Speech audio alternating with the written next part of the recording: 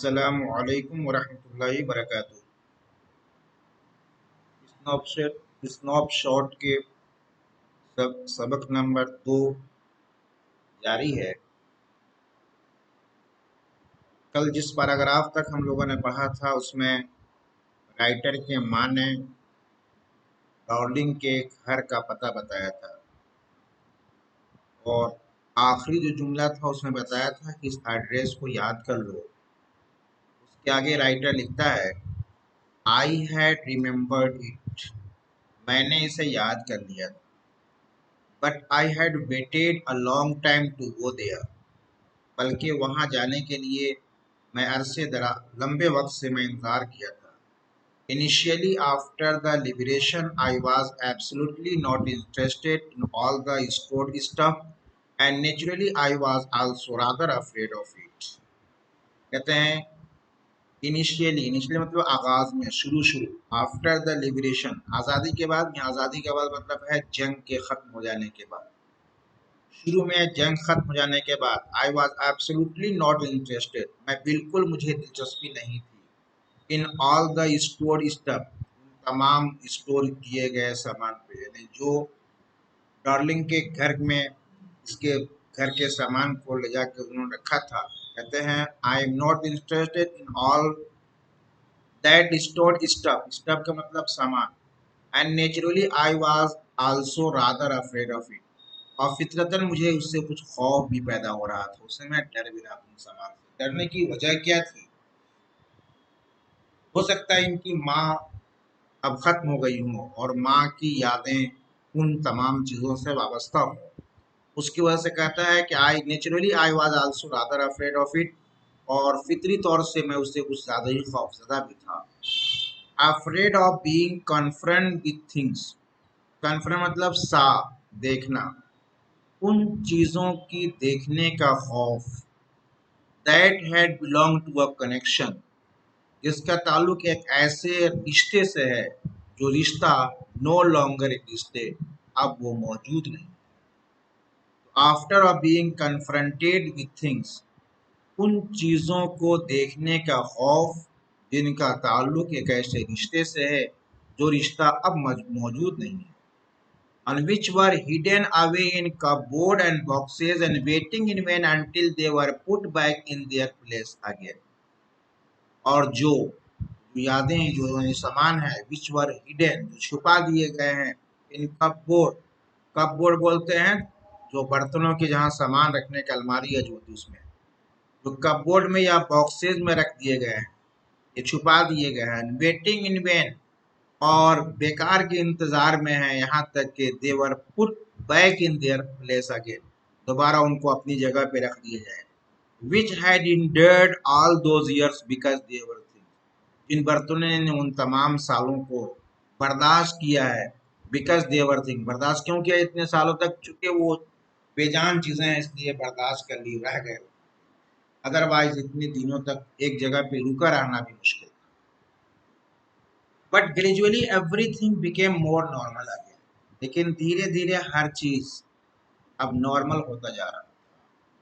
Bread was getting to be a lighter colour, bread भी अब हल्के कलर के हो रहे थे। ये एक इश्तिहारा है जिंदगी आसान होने की तरफ, यानी पहले जो जंग के दौरान जो जिंदगी रोजी रोटी कमाना मुश्किल हो गया था, उसी को ताबीर करते हैं। Bread was getting to be lighter colour, अब ब्रेड भी हल्के रंग हो रहे थे, यानी रोजी रोटी कमाना भी अब आसान हो चुका था।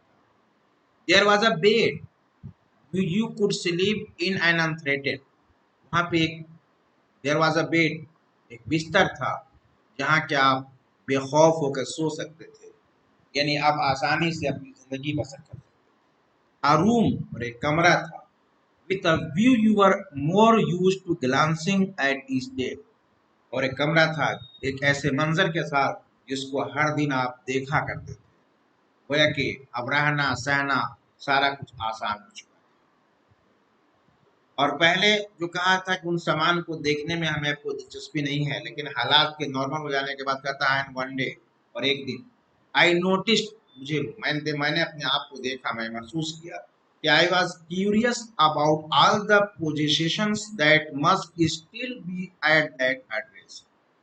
आई वॉज क्यूरियस, मुझे बहुत हौसला हुआ, मुझे उसके लिए मैं मुतमन्नी था देखने का, मुझे शौक हो गया। अबाउट ऑल द पोजीशन, तमाम सामान के बारे में, that must still be at that address, जो अभी भी उस जगह पे, उस जगह पे पड़ा हुआ था।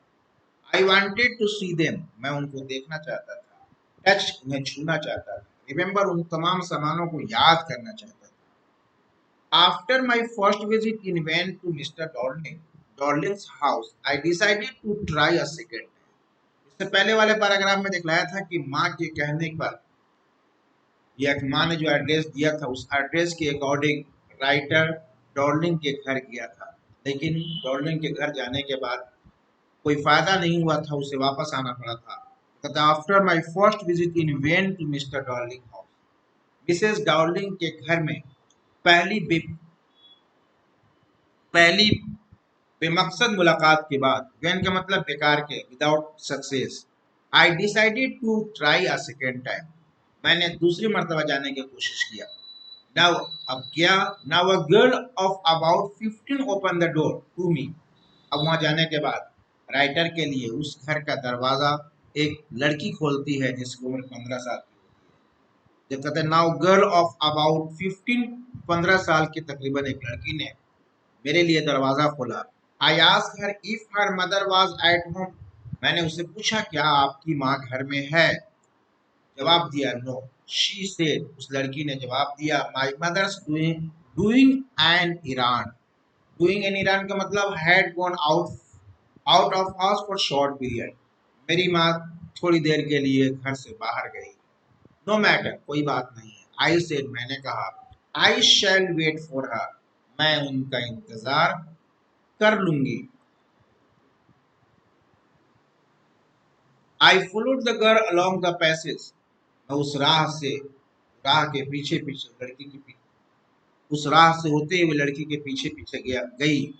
N old fashion iron hung cuckoo candle holder hung next to mirror, जब गली में पहुंचता है तो उसको कंडीशन बता रहा है, ये उस जगह के जो इन्वायरमेंट या माहौल था। कहता है ओल्ड फैशन, पुराने तर्ज का, आयरन हंकूका, कैंडल होल्डर, कैंडल होल्डर का मतलब क्षमादान कर लें, एक लोहे का, हंकूका क्षमादान। हंकूका एक तरह का त्योहार है उनका, ये यहूदियों का त्योहार है जो 7 दिन तक मनाते हैं। वो फीस्ट ऑफ लाइट बोलते हैं, रोशनी का त्योहार होता है, तो दिसंबर में 7 दिन तक ये मनाते हैं। उसी के नाम से, उसी का नाम है हंकूका।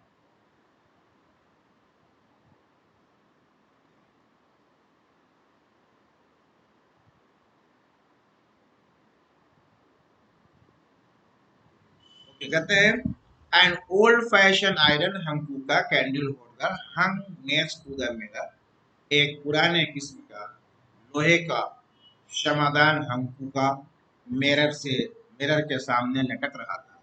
वी नियर यूज इट, और मैंने इसको कभी इस्तेमाल नहीं किया। वो सामान जो हंकूका, वो जो ओल्ड फैशन क्षमादान था, वो भी इसके घर का था। उसको देख कहता है वी नियर यूज इट, हम उसको कभी इस्तेमाल नहीं करते थे। because it was much more cumbersome than a single candlestick, क्योंकि एक सिंगल क्षमादान के मुकाबले में इसका इस्तेमाल करना बड़ा मुश्किल था। cumbersome मतलब मुश्किल। won't you sit down, लड़की पूछती है क्या आप बैठेंगे नहीं। ask the girl, वो लड़की पूछी। she had opened the door of the living room, उसने लिविंग रूम का यानी जो मेहमान खाना होता है उस रूम का दरवाजा उसने खोल दिया। And I went inside past her, उसके पीछे पीछे मैं भी अंदर चली गई। आई स्टॉप, मैं रुक गई। हॉरिफाइड, मुझे डर लगा। I was in room I knew and I did not know, मैं एक ऐसे कमरे में था जो मैं जानती भी थी और मैं नहीं भी जानती थी। जानने का मतलब है कि जो उस कमरे में जो सामान पड़े हुए थे उनसे मैं शनाशा थी, लेकिन वो कमरा जो बना हुआ था वो कमरा हमारे लिए अजनबी अजनबी था, क्योंकि मैं पहली मरतबा उसमें गई थी। उसी को कहता आई वाज इन रूम, मैं एक ऐसे कमरे में थी। आई न्यू, मैं उसे जानती थी। आई डिड नॉट, उसे जानती भी नहीं थी।